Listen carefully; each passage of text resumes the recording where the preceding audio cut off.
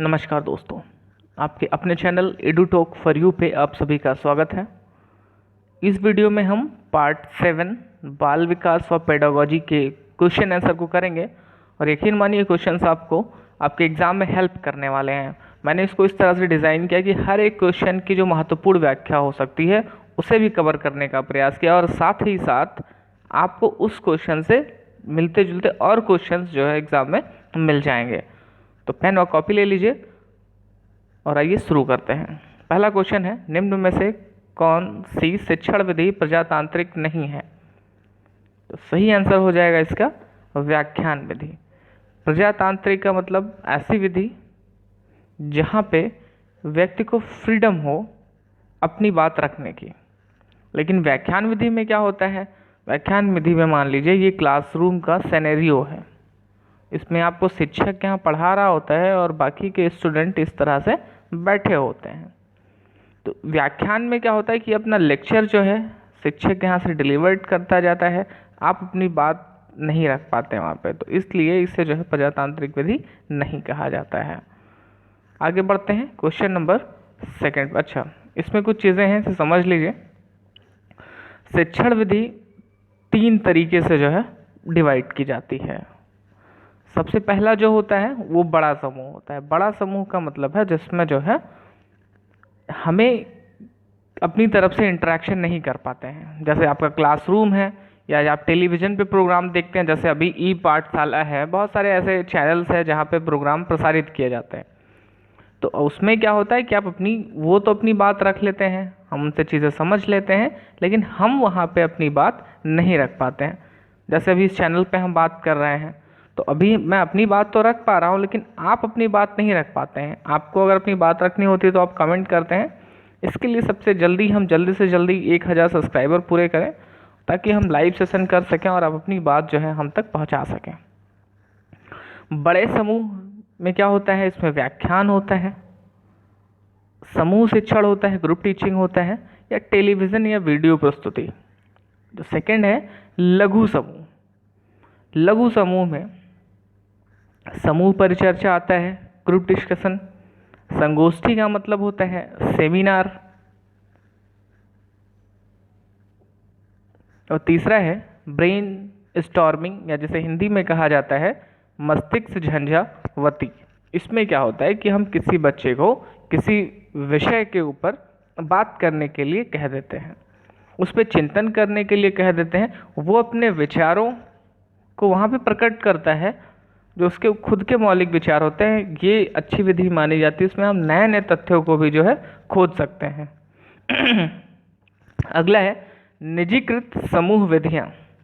इसमें क्या होता है? कार्यक्रम अनुदेश होता है, फ्री लर्निंग होती है या ओपन लर्निंग होती है। तो इस क्वेश्चन से हमें इतनी जानकारी मिलती है। आगे बढ़ते हैं। शैक्षिक उद्देश्यों के ब्लूम के वर्गीकरण के भावात्मक पक्ष से निम्न में से कौन सा स्तर संबंधित नहीं है? करेक्ट आंसर हो जाएगा इसका ज्ञान। कैसे नहीं है आइए समझते हैं। ब्लूम के अनुसार शिक्षण उद्देश्यों को निम्नलिखित 3 श्रेणियों में विभाजित किया जाता है।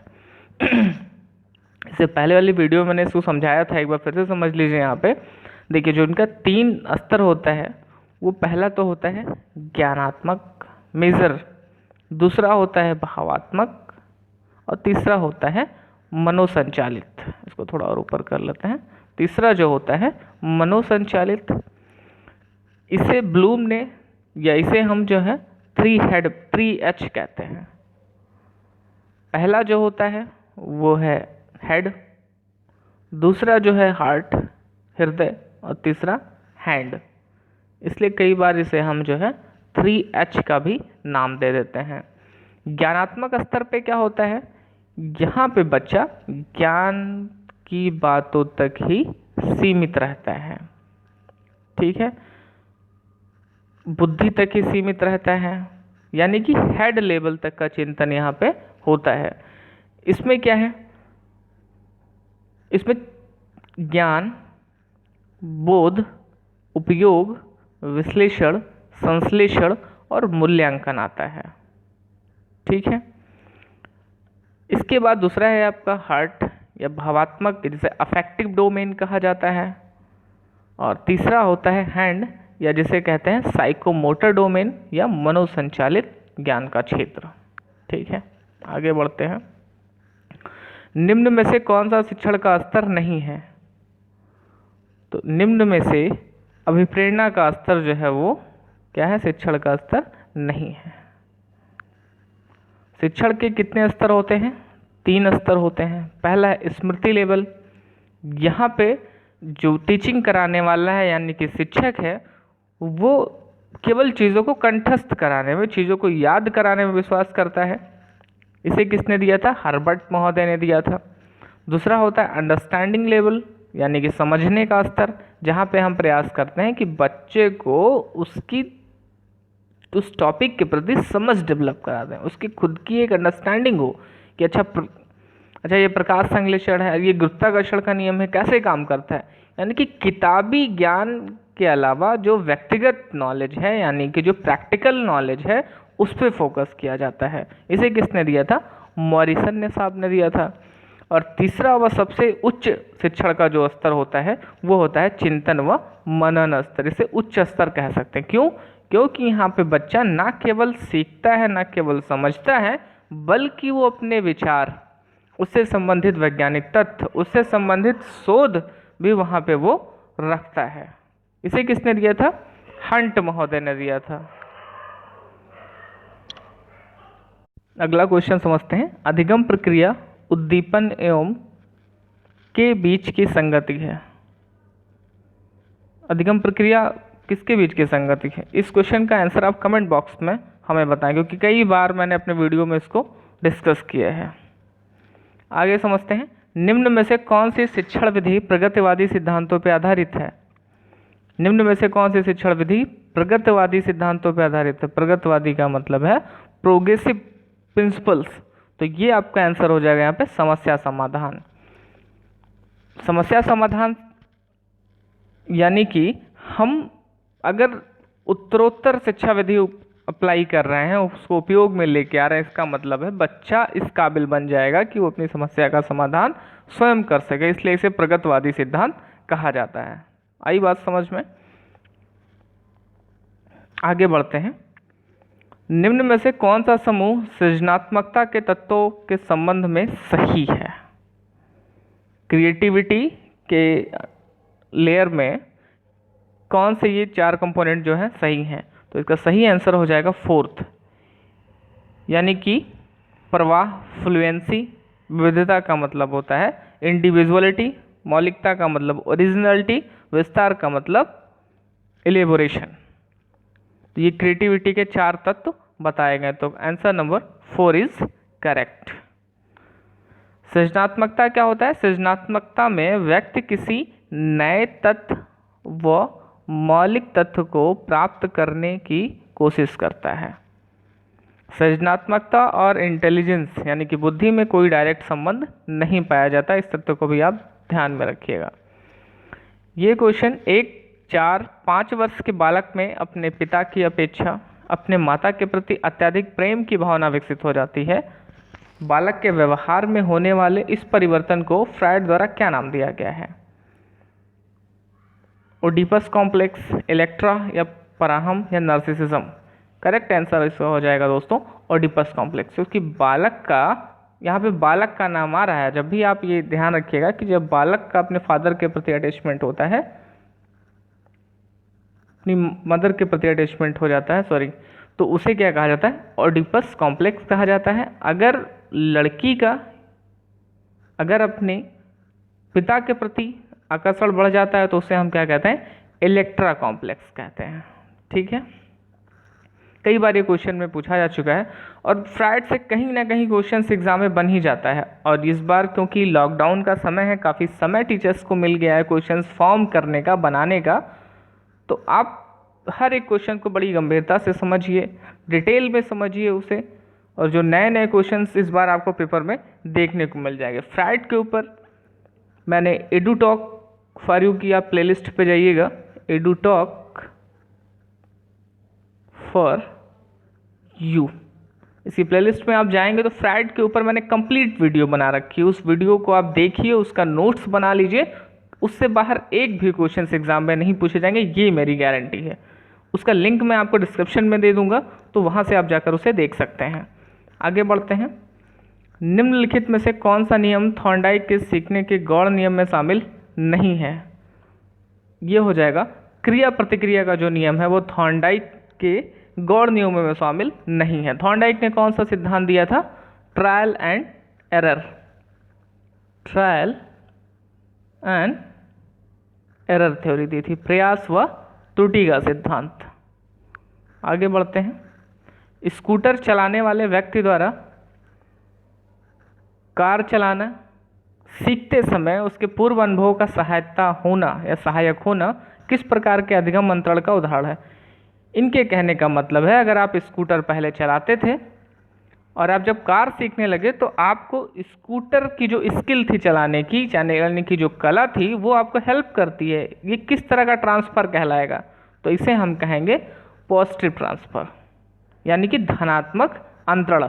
कहने का मतलब है आपका पुराना सीखा गया ज्ञान जब नए ज्ञान को सीखने में हेल्प करता है तो उसे सकारात्मक अंतरण या उसे जो है धनात्मक अंतरण भी कहा जाता है। 3 तरह के अंतरण होते हैं जो कोर हैं उसके। धनात्मक अंतरण, जब पहले सीखे गए कौशल से आप नए कौशल को सीखते हैं, उससे मदद मिलती है, तो उसे धनात्मक अंतरण कहा जाता है।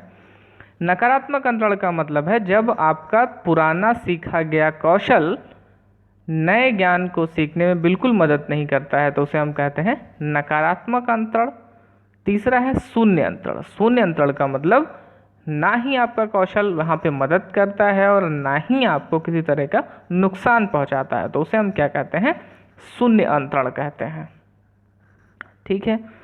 इसके अलावा लेटरल ट्रांसफर यानी कि पार्श्व अंतरण, अनुलंब अंतरण, अनुक्रिय अंतरण और समस्तर अंतरण भी होते हैं। अगर आप चाहते हैं इस पर कंप्लीट वीडियो बनाई जाए अंतरण पे, तो प्लीज़ कमेंट बॉक्स में आप बताएं, कुछ दिनों में उसके ऊपर भी वीडियोस लेके आएंगे हम। आगे बढ़ते हैं। संप्रेषण संबंधी अक्षमता क्या कहलाती है? तो दोस्तों इसे हम कहते हैं डिसलेक्सिया।